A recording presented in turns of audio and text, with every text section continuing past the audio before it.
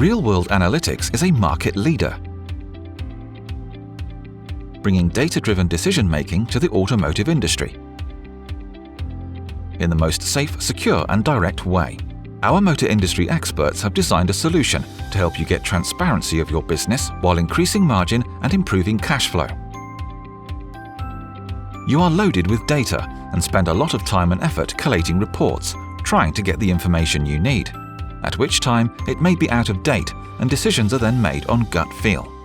Our solution pulls from your DMS system and integrates this information with any other data source, such as budgets, targets, and third-party applications, such as CRM, Showroom, and VHC. This data is enriched, and all of your main KPIs are displayed on one visual dashboard. Track your sales and margin performance against targets across new and used vehicles, parts, and labour. Manage vehicle and part stock across your group. Benchmark dealerships and their staff on their KPIs in order to motivate them to do their best. Automated reports are delivered directly to your team's inbox, so they can access the information anywhere, at any time, on any device. Everyone in each department has the right information at the right time to do their jobs more efficiently. One version of the truth for your dealership. The solution is designed so that you can see in seconds what is happening in your business, identify problems and act quickly to resolve them, see where profit is leaking out and drill down to the detail to find out why. We unlock the power of your data. By empowering your managers with the information they need, they can focus on growing your business and increasing revenue. Your business will benefit from improved workflow, embedded efficiency, and faster, more accurate decision-making. Join the thousands of businesses across multiple industries who are using their own data to drive their business further and boost profitability. Become a data-driven dealer group now. Real-world analytics. Visit our website or submit your email now and let's discover your potential together.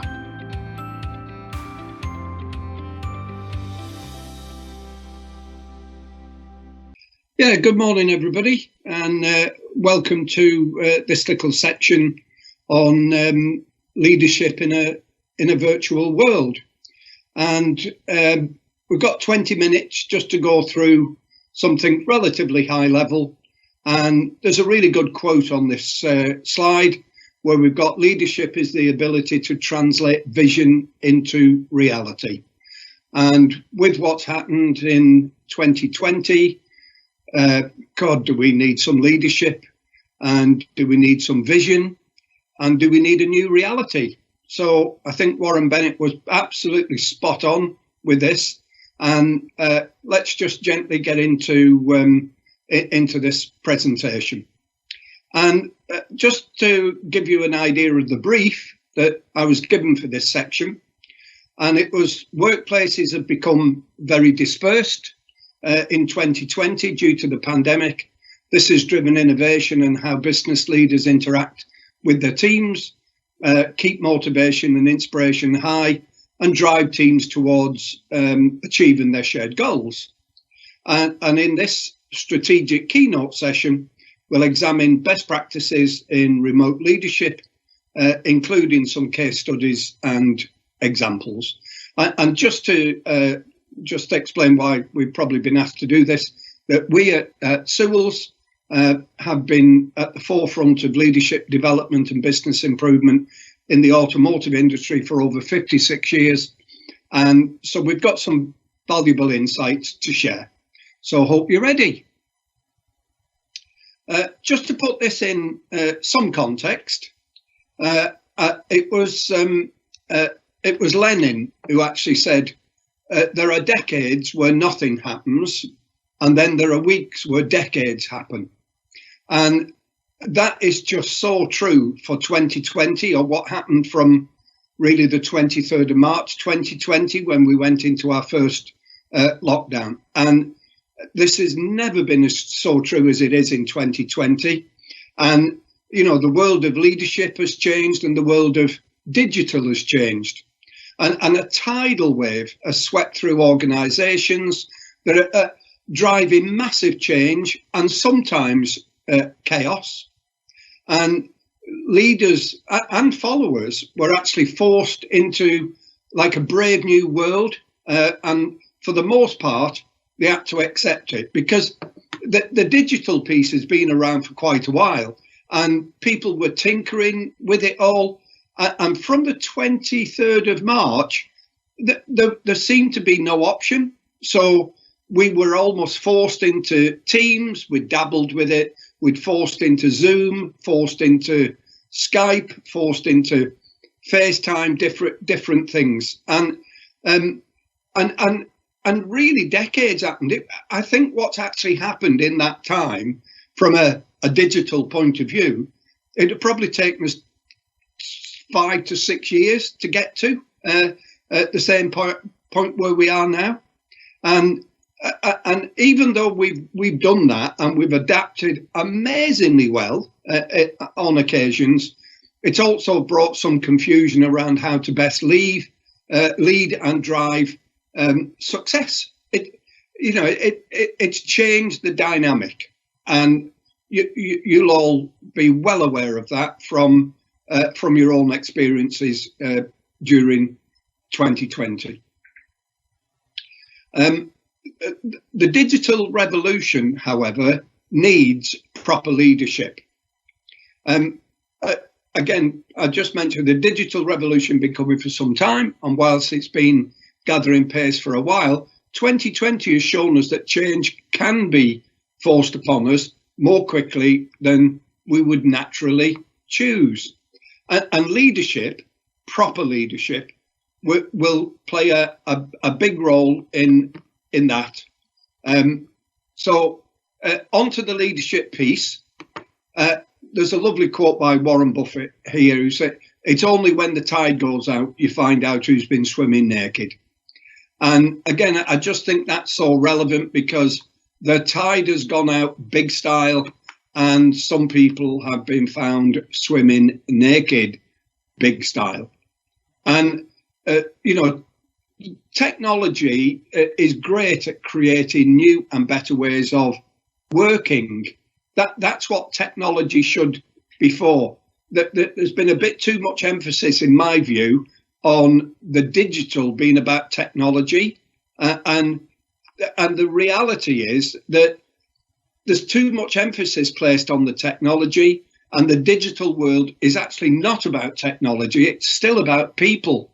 And the leadership piece, it's less than a digital revolution and more of a thinking revolution that's going on. People have changed their thinking. They may have been forced to, but that change has now been pretty well established. It's been implemented.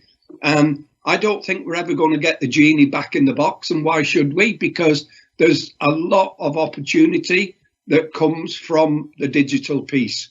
And again, leading people in a digital age is about managing the thinking, their attitude, the mindset, and the behaviours with the assistance of the technology. It's not the technology first, leading people. And my emphasis in this particular presentation is on the leadership piece, not the technology piece. And so it should be, because that's what it's about. So some not so best practice that's going on here is during the first lockdown and furloughing, managers made no contact with members of their team. Can you believe that? People were working from home or furloughed, which means they could not work. And I can't tell you the number of people who contacted us and said, a month in, 2 months in, 3 months in, I've had absolutely zero contact with my manager. And that just beggars belief. I mean, people were in a complete vacuum. They had no idea what the future held, no idea whether the jobs were set, no idea. So the way that a lot of managers actually can manage that situation was silence. I mean, you couldn't make it up. The working from home, again, that's been around for a while, but never really been established. when we had no option, people took to it like a duck to water. But with many managers, the not so best practice, the only contact that was made was an email from managers at 9 o'clock on a Monday morning in the form of a to-do list with the instruction it was to be completed by 5 p.m. on Friday. And that was regarded as sufficient communication. Again, you couldn't make it up, but the examples that we've heard about where that has happened, so true. On the flip side, you go from no contact or little contact to micromanaging in the extreme, with the manager tracking practically every hour and every minute of the team's activities. And all that managed to do, in our view, as people have related it back to us, was to just destroy trust and confidence. So, great quote from Napoleon here. The leader's role is to face reality and deal in hope. Not leave people in a vacuum, not leave people in the dark. Face reality. We can't avoid the reality. We've got to face it first and foremost. And once we accept it, then let's start dealing in hope as to what the future brings. And our research also shows that many people in leadership positions have upped their game and should be very proud of what they've done. And not only up their game, they've upped the game of all the senior and the middle managers as well. A number of leaders have created or updated a new mission or a purpose for the organisation, more relevant to the world that we live in now, and together with a compelling change vision and a recovery plan to cope with the challenges and the consequences of COVID-19. And that's the hope piece. It's a case of we've got a plan and this is the direction that we're going in. It's maybe more customer focused than it's ever been, because it needs to be, because at the end of the day, the fastest way for any company to go broke is no customers. So let's get real customer centricity on this, but at least giving people hope that, there's a plan, we're working to it, and we're going to get through this and come out of it stronger. They've been communicating the plan with passion and clarity, so everyone understands the direction for change and the team and what the team is trying to achieve, and more importantly, why. And the really best leaders, the best practicing leaders, the three things, any changes that are coming: why are we doing this? Why are we doing it now? And why are we doing it in this way? And then the most important part is then saying, this is the plan and this is what we're thinking of doing, but we haven't got all the answers. We need your help. Those are really powerful words. Again, we work on a simple basis. When you hire a pair of hands, you get a brain for free. Use it. Try and get people to come up with ideas. A lot of people got a lot of thinking time, had a lot of thinking time. They'll have come up with some really good ideas to maybe complement yours or even challenge the plan, but to make the plan better. Nothing gets a sense of ownership and a sense of passion and a sense of, let's do this together, great team spirit, than engaging people in that way. And some managers, they're inspiring and motivating the teams to exceptional work and produce outstanding performance and results, recognising that once people know the why, they can generally figure out the how. They don't need to be told all the detail. They can figure it out. When you hire a pair of hands, you get a brain for free. Use it. Some examples of best leadership, best practice in leadership is, from the start of the first lockdown, weekly team meetings on Zoom, and then regular one-to-one calls with each individual. It's almost like the communication should be in a team meeting, preferably with the chief executive officer, and then supported and cascaded down with the senior team. But then the motivation piece, the inspirational piece, should be done with the regular one-on-one. Communicating groups, motivate individually, one-to-one calls. It was very interesting. We talk about one-to-one calls. One of the leaders was telling me that the one-to-one calls he makes, because he does that on a regular basis anyway, he decided with lockdown that he'd do Skype or FaceTime or Teams or whatever. And he said, I just realised that all of a sudden people weren't taking my call. And part of the reason for that, he said, I didn't realise I scared them because I was doing face-to-face. And because I didn't explain why we're doing this, I didn't explain why we're doing it now, and I didn't explain why we were doing it like this. So they just started to think, oh, there must be an ulterior motive. And all I wanted to do was get closer to people and get people feeling a sense of involvement, because I was taking some time out rather than just speaking to them as I'm driving along in the car or whatever. I'm actually eyeballing them on a screen. But I even had to explain something that simple because they put their own spin on it. Interesting. And again, each call starts with how are you and how are your family? How are you feeling?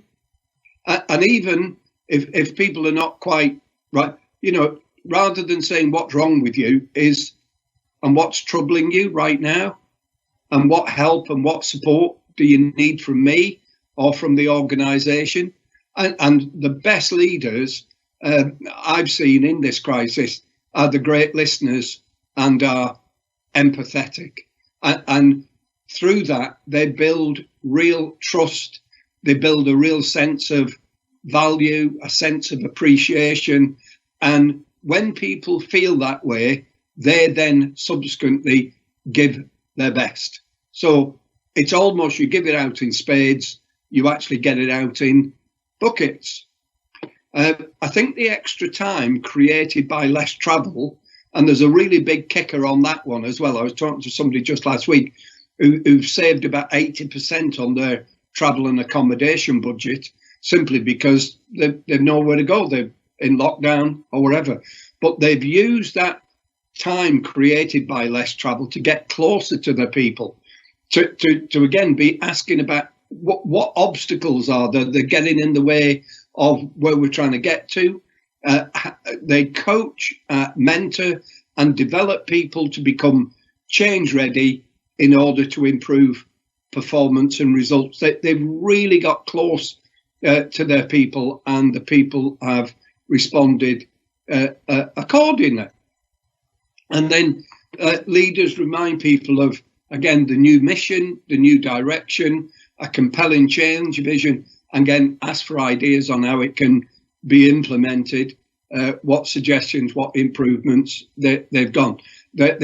And honestly, that just changes the whole dynamic. And of course it would, because, people just love to be involved in that process, listen to, and ideas that they come up with being implemented. And leaders see it as their responsibility to communicate brilliantly and engage well with their managers, so that the communication, as it goes down through the organisation, is amplified rather than being filtered.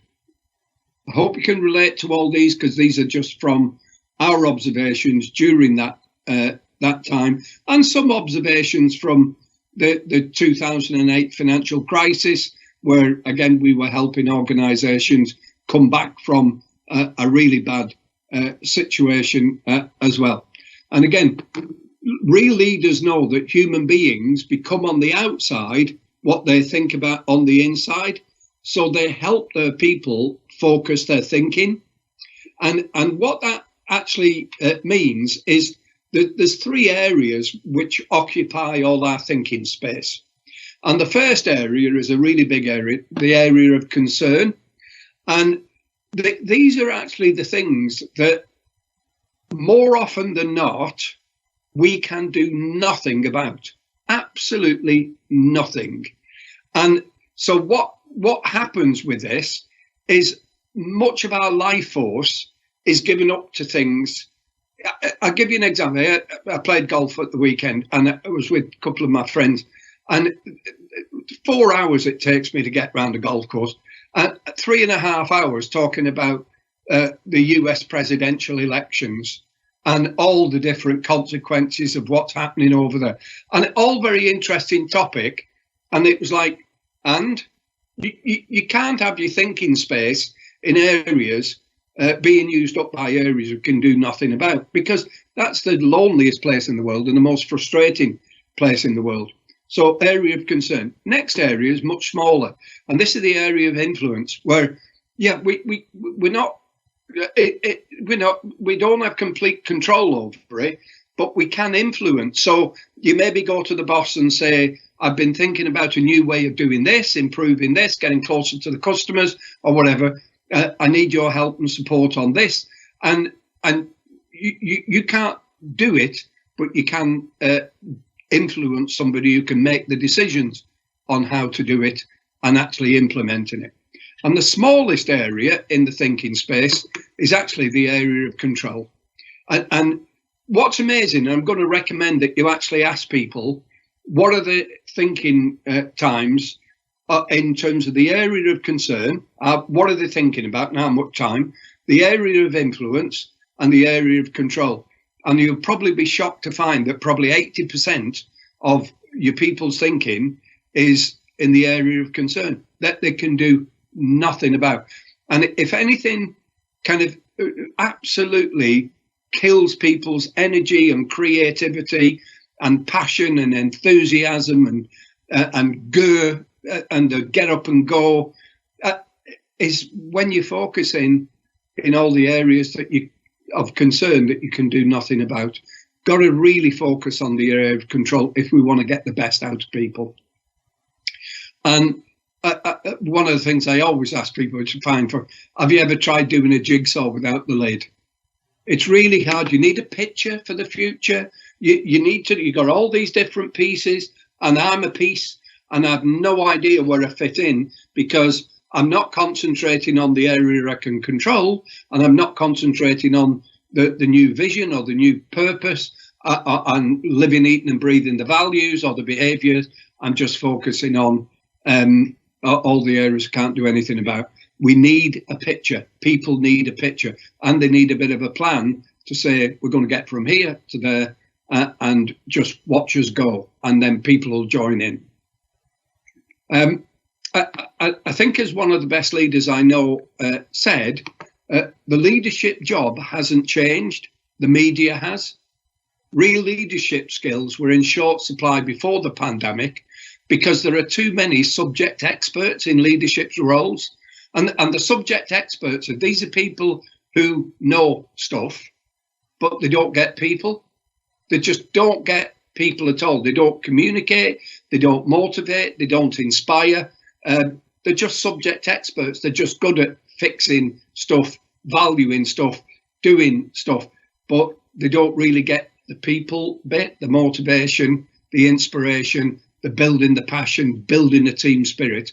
And for us all, that's where the opportunity lies, in developing the real people skills, and especially in that middle management population.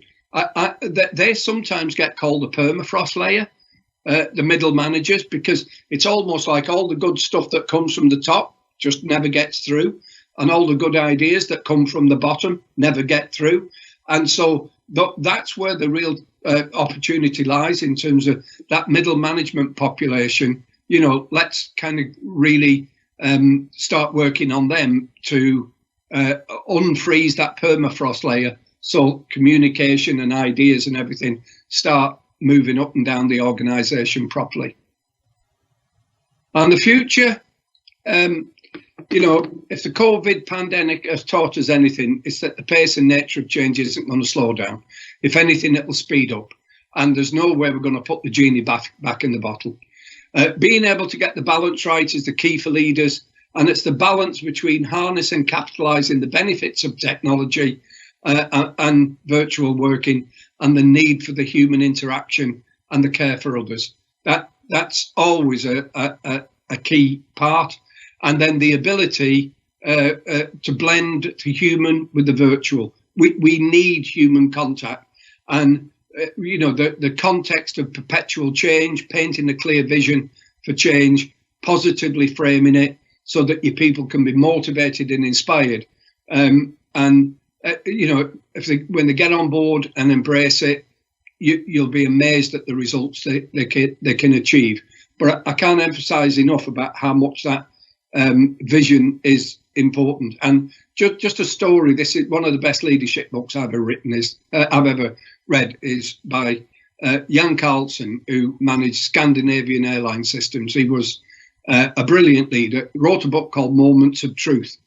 And he described what was wrong. And this is what I mean about control. He described what was wrong with his organization, because when he took over, it was a mid-table, nondescript national carrier for Scandinavia. And when he first got in, 3 months going all over the world, just asking people what the organisation was all about. And he summed it up beautifully. He said, after 3 months, I'd nailed it. And he said, what everybody thought is that we, as Scandinavian Airlines, flew aeroplanes. Nobody thought we flew people. And that shift transformed them and made them #1 business airline. I think it was 8 years out of 10. And that's the kind of thinking. You get people focused on something like that. How do we become the automatic choice for our customers? How do we become, the industry leader in terms of the way we look after our people? How do we become a magnet for that? Get that vision, get that picture of the future, and you will have a splendid 2021. So thank you for participating. Thank you for listening. Seeing that loads of questions coming through and things.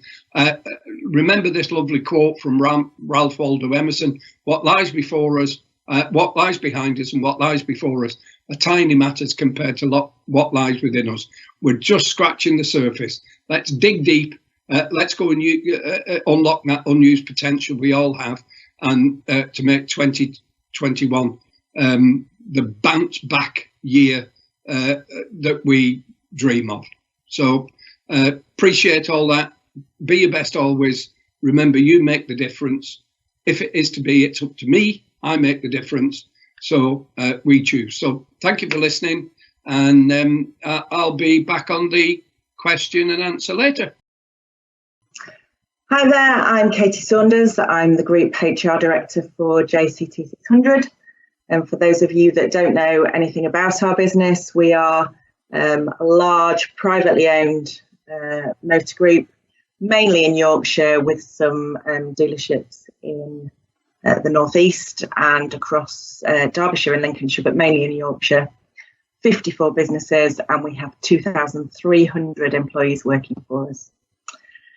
I was asked to talk about virtual leadership and jumped at that opportunity actually for this event, given that subject has been the most fascinating aspect for me of this unusual 2020 that we've had. And I should start by saying really that who would have thought that in March 2020 we would be catapulted forward in terms of a whole new way of communicating and leading our businesses. I think in the main, there are businesses in the UK that have embraced video and virtual technology, but I think those businesses often are international companies. And I think, speaking very broadly about UK-based businesses, it would probably have taken several years for us to be using virtual leadership, virtual communication, video technology in the day-to-day way that we are now using it. And I think it's fair to say that our internal communication and leadership style and leadership practices changed so quickly and fundamentally in March 2020. And like many of you that are at the event today, we had no choice but to adapt in what has been the most unique and challenging of years. All of our face-to-face meetings, whether that's one-to-one or team meetings, moved to video. We all had the choice, as I'm sure you did, to choose our tech. Because we deal with 20 plus manufacturers and our leaders have different preferences, We used everything from Zoom to Skype for Business and settled as a business on Microsoft Teams. We had to adapt rapidly to new and what I would call extreme planning skills at the end of March and beginning of April this year, where really great joined up communication was needed. It was so evident that almost overnight we needed to be clear, calm, consistent, but times our amount of business communication by 20 in order to get through the challenges that we were all facing at the time. And I'm sure, like many of you, new patterns and routines emerged very, very quickly at the point that we went into lockdown on the 23rd of March. Some of those things that changed in our business, I'm sure have changed for most of you, but these routines we still have in place today. So we moved to weekly senior team communications. We have a very flat structure in JCT 600. Our board and our divisional brand directors are all very close, work very closely together with our senior finance team. And we made sure that we were talking weekly together on Microsoft Teams. And at the start of the lockdown, for the first few weeks of April, we were having daily board calls, given the volume of change in the guidelines and the challenges that we were facing. That became a daily routine. All of our one-to-one calls and conversations switched to Teams immediately, whether you are running a business as a head of business or in a group role. Everybody switched to video communication, in fact, to the point where our phones seem to have become very much last year, and we've all forgotten how much we used to use our normal phones. Like many of you, we would bring our heads of business across all of our 54 sites together, possibly 2-3 times a year in conferences. And one of the great benefits of moving to virtual communication has meant that group leadership and gathering has been made possible. And we adopted very quickly to a monthly business update to all our heads of business and group managers to make sure that communication was clear and consistent. We also moved to a group CEO monthly communication. And again, I've seen businesses that have done this via video streaming from CEOs and by See It Now technology. We stayed with a weekly written communication to all of our teams, all business, all 2,300 employees. And we used text marketing means just to push all of our people, whether they were furloughed, whether they were working, whether they were self-isolating. We text everybody to push them to go look at the JCT 600 email to read a really important monthly communication from John, our CEO. And that communication simply talked about the things that were close to people's hearts. So furlough, timings of furlough, pay implications monthly, holiday implications, and colleague wellbeing.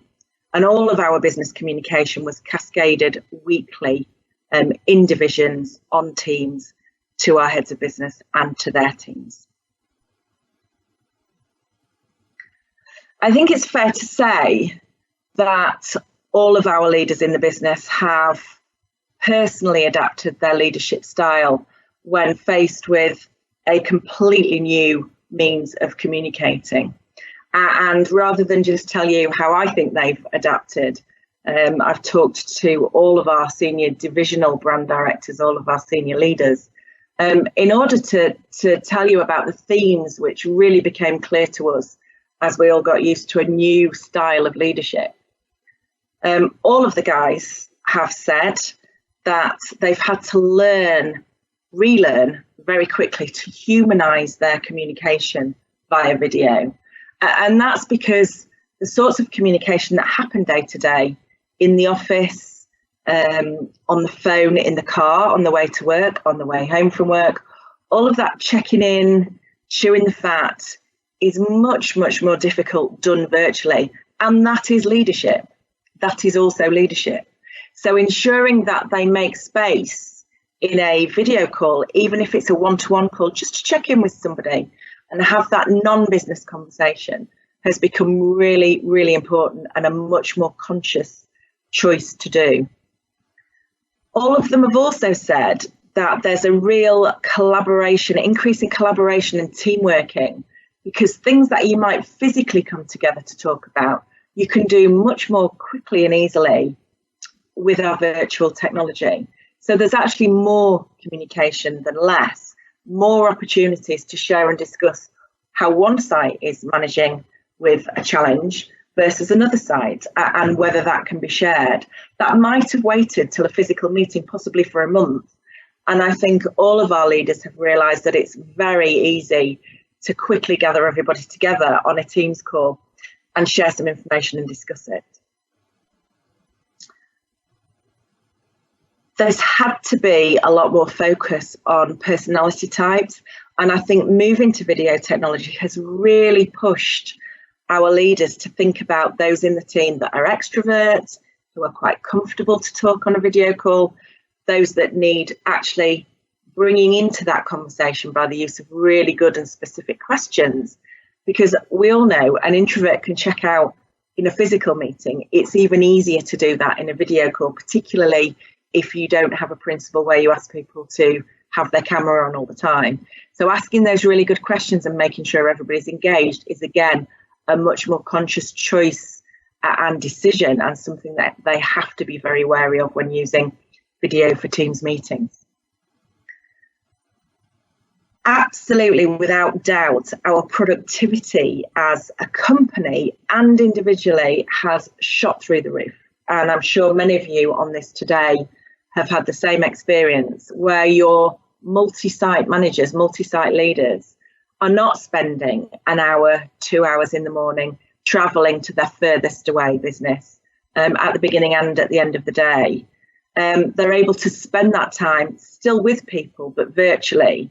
And that's been hugely noticeable, that the productivity of our senior team has really, really increased. The word that most of our leaders use when talking about this with them is actually liberating. So for those managers that operate multi-site, it's liberating to replace those commutes with much more productive use of their time. And that's something that we definitely won't divert back to when life returns to what will be a new type of normal. That is something that we will certainly stick with as one of the really positive changes of this year. At the end of the day, though, the consistent message from our senior leaders about their style and approach has been that it is still all about people. And we've discussed it many times this year, that human need to connect, whether you are an introvert or an extrovert, having that important fundamental conversation in the same space physically with that person is still the most important thing. So whilst virtual leadership and virtual communication has now a hugely important place in what we do, and that won't change. We liken it to when email first started creeping into communication. Email has such an important place in group communication, but it's a part of communication that is not always appropriate for certain conversations or sharing information. So it's been really mindful that whilst virtual leadership is really, really important from a mental health and wellbeing perspective, that psychological need to connect in person remains true and vitally important. So in summary, it goes without saying that nothing that is done virtually really replaces that innate human need to connect when it comes to leadership. Our new virtual leadership is absolutely fantastic for communicating facts, data, tasks, providing clear direction and the sharing of ideas, and much, much more regular interaction and communication. The cost savings and efficiencies of that are there to see, to the extent that we will never go back to working in the way that we did. However, it's massively important to remember that no type of virtual technology and virtual leadership will ever replace that hugely important emotional interaction that you have when your communication is experiencing all dimensions and you get alongside somebody and be with them in the same space, that really important conversation happens in that way and isn't replaced by virtual leadership. I hope that's been helpful, interesting, something that you can relate to. Thanks very much. I look forward to answering your questions. Good afternoon, everybody. My name's Paddy and I'm the Head of Operations at the National Franchise Dealer Association. Thank you very much for taking part and watching our live session on leadership in the virtual world. Can I just take this opportunity to say thank you to Dr. William Holden and Katie Saunders for their presentations today. It was very good, very informative. Thank you. And also thank you to Conall Lavery, who works for Real World Analytics, the sponsor of this event. There were quite a few things that shone through for me, guys. We're just going to open this up to discussion and questions and answers here. We've got a few from the audience already. One of the things that we were looking at was this need for human interaction. You both mentioned that quite a number of times in your presentations. And we've had a question from Helen Price. What's the best way to deal with colleagues? This is a slightly different question, but what's the best way that you find for dealing with colleagues who've been furloughed? As a leader, how are you dealing with this where they haven't probably had the choice? Maybe Katie, if you could field that question first. Yeah, hi Helen, I can take that question. So it is a real challenge, particularly when the colleague doesn't have any choice in that, and we have found what's worked really well is to rotate furlough on a weekly basis now that the rules allow for that. So we maximise furlough rotation, so you have a week furloughed, a week at work, a week working from home. So we rotate those 3 ways of working, particularly with sales teams, and that has worked very well for us. And the other tip is to really maximise flexible furlough agreements. It's all about working with a colleague and it's all about compromise. Thank you, Katie. William, how do you feel about that with regards to ensuring the leaders are communicating this properly with their staff? Well, I think that is the key. I mean, I think the furlough thing, in many ways, my experience talking to leaders is that in many ways you can't win. And I think the feelings are deeper outside the motor industry because people have got more jobs for life rather than a high turnover. So I think we're a bit more philosophical in the motor industry. But what Katie's saying, I think, is spot on in terms of being able to balance that. But I still think the key is, as I said in the presentation, is communication. You just cannot communicate with people without becoming a complete full-time agony aunt, because there are realistic situations that we've got to deal with.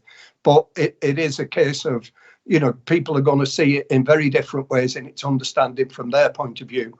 Just as Katie said, just what exactly is going on with them and what reassurances you can give. And if you're doing a bit of a rotation in terms of furlough, that's a pretty good option, I think. Yeah, I think you're right there, William. That's brilliant. Yeah, utilising the part-time furlough scheme as well, which I'm sure you do at JCT 600 as well, Katie. Which leads us on to another question, actually, regarding the enforced homeschooling, which I myself am part of with a 4 and 8-year-old as well. How are you managing that within JCT to make sure that your employees are happy and that obviously they're giving the care that they need to their children?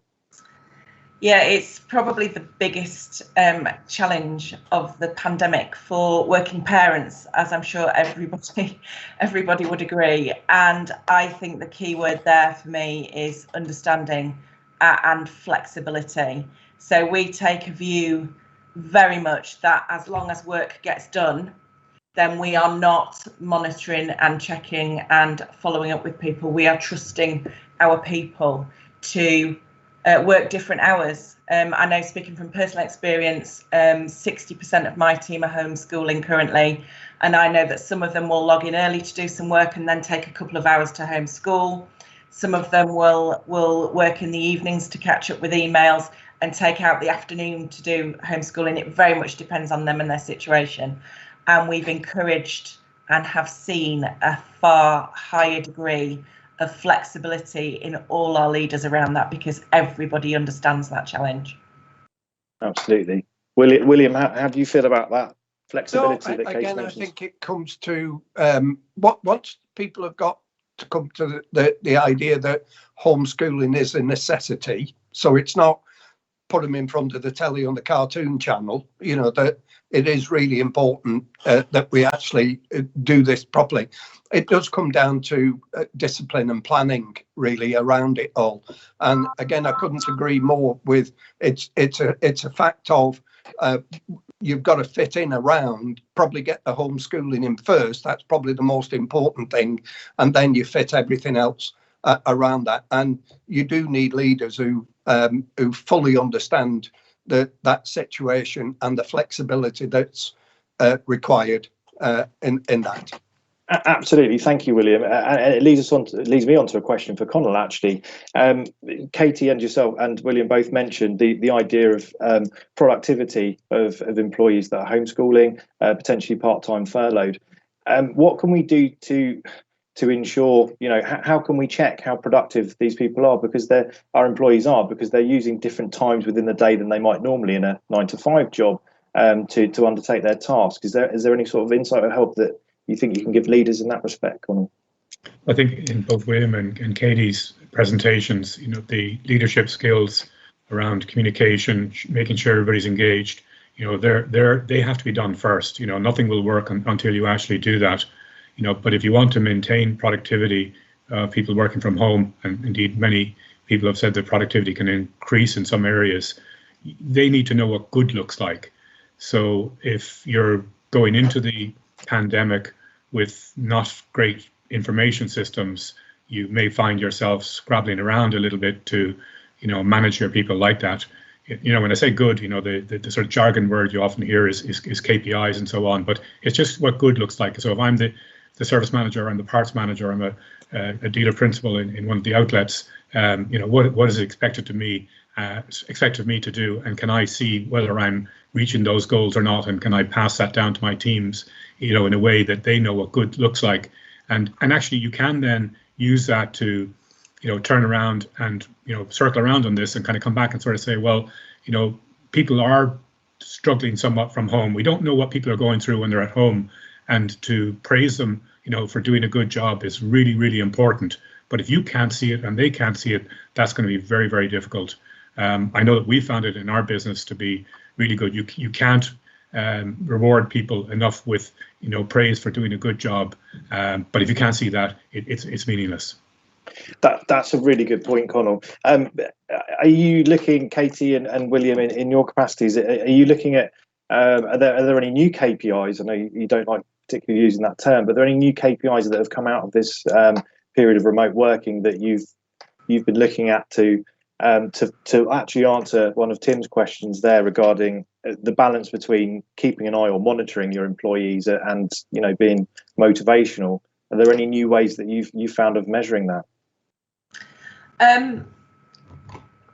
We've not needed to, because we're a business that has and uses a huge amount of data and information, and I think that again comes down to the tech that you choose, which I talked about in my presentation. That we have found that by using Microsoft Teams and sharing information, sharing all of our reporting, using the actual system to keep certain teams within a team having access to certain data, for example, so let's take service, and then having perhaps a divisional service meeting where everything that you would discuss and see and have access to in a physical meeting is there for you on the screen that you can share. I think that's the important thing. So no, we haven't agreed any new KPIs, and we certainly don't measure that whole productivity and efficiency of home working, because I don't think we're through this yet. I don't think it's really right or appropriate to do that yet.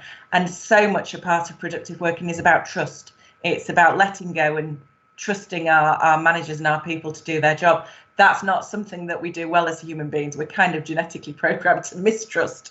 So unlearning that and letting go and just trusting people to do the job in the time that they've got and can manage has been one of the biggest learnings, I think, from this whole thing. That's really interesting, Katie, actually, and leads nicely on to sort of William and the skill set that you have. You know, you're a leadership trainer and you're a trainer in general. Are there any sort of items that you think that maybe people do need to unlearn in this time? They need to unlearn micromanaging for a start, because with the homeschooling and everything else, it's just impossible to do that, and it's not a good leadership practice anyway. But I think in terms of it's just being able to flex, and maybe I was talking to a chief exec of a large dealer group the other day, and they said, you know, we've still got KPIs from the manufacturers, and does anybody think we need KPIs to be performing to the best that we can, because we've still got bills to pay, you know, and that's just an added pressure in a way. And I think it's more moving into outcomes rather than activities. You've got to do this by then, and so let's get the outcomes that we want to see. I don't know whether that's on a daily basis or on a weekly basis. I'm here as your leader, as your manager, supporter, motivator, whatever, to be here. Should you require any help, put a plan together and stick to the plan. Again, it's about discipline, but I think it is moving more towards outcomes rather than very strict and harsh KPIs. And just micromanaging is a kiss of death for so much in terms of trust and, you know, people feeling appreciated and valued, and having any kind of empathy for the situation that they're in. So that would be my take on it. That's a great point, William. Just to move on quickly, you are rather tight for time. Just to remind all of our viewers now that if you wish to continue the conversation after our final question, please do visit Real World Analytics, beg your pardon, in their booth. You can do that by using the search function quite easily, or contact one of ourselves directly through the chat function. Just to ask the final question of you guys, which was actually posed, I think, by Tim.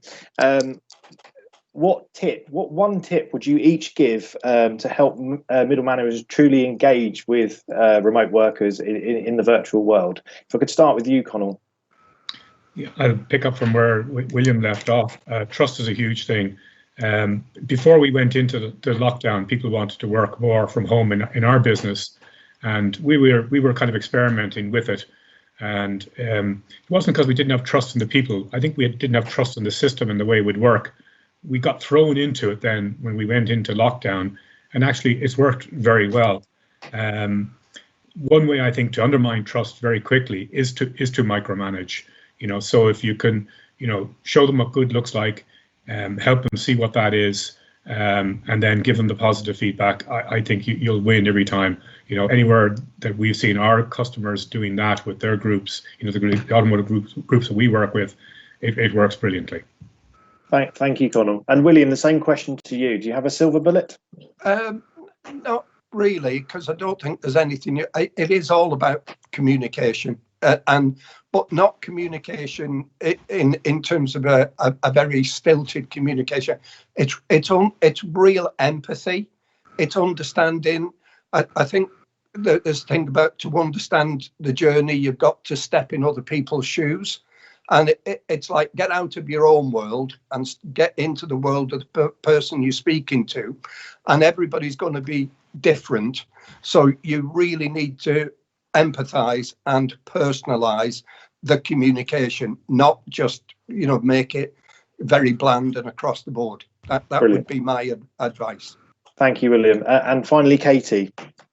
Yeah, I think for me, it's just about managers taking time to make time in their day. So taking that time to actually check in, even if it's just for 5 or 10 minutes, with somebody working from home or furloughed. Let's not forget, it's both those populations. Checking in with those people that aren't physically with you, just for 5 or 10 minutes, even if all you're asking is how you're doing. It is a really good way of saving time in the long term. That's brilliant. Thank you very much, Katie. Just to summarise there, what we're looking at is the 3 points that we came out with is trust, communication and empathy, and taking time. So it's really adding the human back into the virtual world is what I'm getting from that. As I said to all our viewers, if you would like to continue the conversation, please do so in Real World Analytics chat room. If there's anything further that we can help you with, please do keep sending us questions and we'll make sure that we get back to you as soon as we can. But thank you very much again, and thank you very much to our speakers and to our sponsors, Real World Analytics.